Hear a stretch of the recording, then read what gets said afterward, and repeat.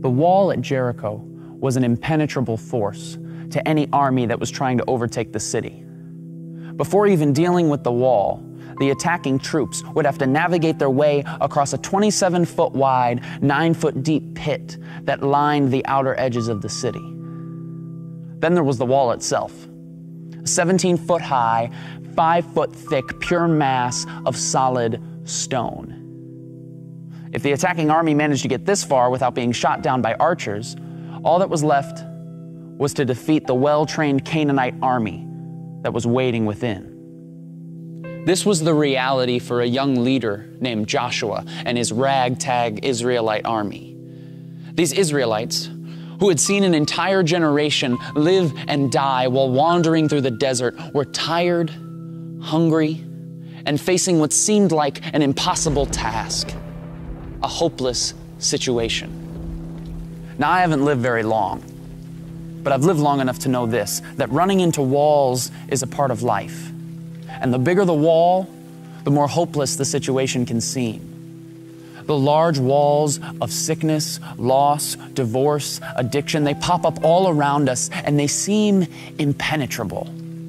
And just like the wall at Jericho, these walls rarely stand alone. The walls of our lives are often accompanied by a deep pit of pain, suffering, and despair, and all the while an army of hopelessness attacks us on every side. The question is asked all the time, if God loves us so much and is so powerful, then how could He allow these walls to pop up around me? Now, I don't pretend to have the answer to any of those questions, nor do I pretend to understand just how deep or dark your suffering has been. I simply want to suggest that maybe God does His best work from seemingly hopeless situations. When I read the Bible, I read about people and characters, all who faced seemingly hopeless situations. In fact, I cannot find a single person who walked faithfully with God without first facing a hopeless situation. Adam and Eve ruined paradise by inviting sin and death into a perfect world. A hopeless case. Joseph was betrayed by his brothers for his pride and put in prison. A hopeless case. Moses was cornered on the banks of the Red Sea with the most powerful army in the world breathing down his neck. A hopeless case. Gideon was 300 against 300,000. David stood across the valley from a bloodthirsty giant. Esther was a woman trying to gain a word with a prideful king.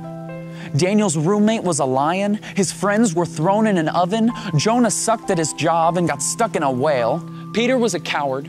Paul was imprisoned. The 5,000 had no food. Lazarus was dead. Timothy was too young. Abraham was too old. The youngest son was too stupid. The walls of Jericho were too strong. And Jesus was humiliated, hung on a cross, and buried in a tomb, burying all hopes of the revolution that was hoped for thousands of years. Now, everybody was ready to close the book on these stories. The end, game over. But if there's one thing we learn from the Scriptures, it's that we can never place a period where God has placed a comma. Because when all other options have been worn out, when circumstances couldn't get worse, when everything else has failed, get ready, because that is exactly where God shows up. Because Joseph became second in command. The Red Sea parted. Gideon won without lifting a weapon. Goliath's head was on a plate. Esther spoke and the king listened. Daniel tamed the lion. The oven felt like room temperature. Nineveh repented. Peter became the rock.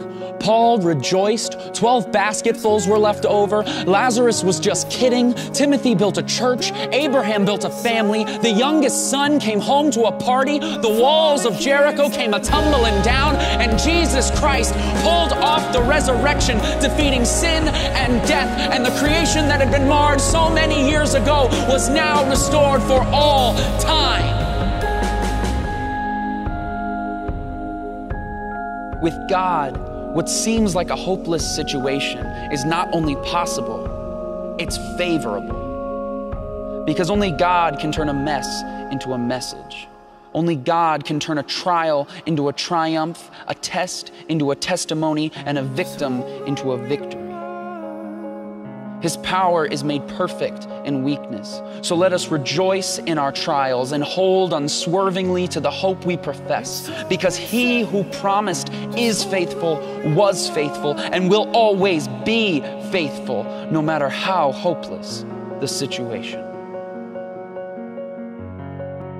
It's all been said and done.